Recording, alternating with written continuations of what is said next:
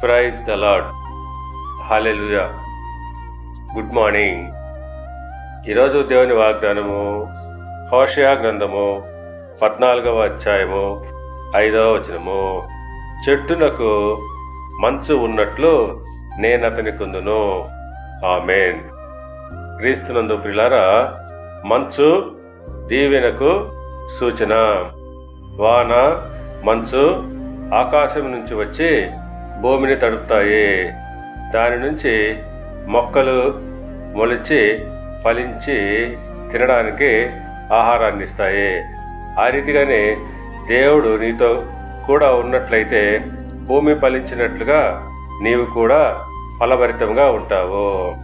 కీర్తనల గ్రంథము 110వ కీర్తన 3వ వచనం ప్రకారంగా, నీ యవనస్తులలో శ్రేష్ఠులు పరిశుద్ధాలంకృతులై మంచు వలె అరుణోదయ గర్భంలో నుండి నీ యొద్దకు వచ్చెదరు. అవును, దేవుని ప్రజలు ఉదయకాల గర్భంలో నుంచి వచ్చే మంచు బిందువులాగా ఉంటారు.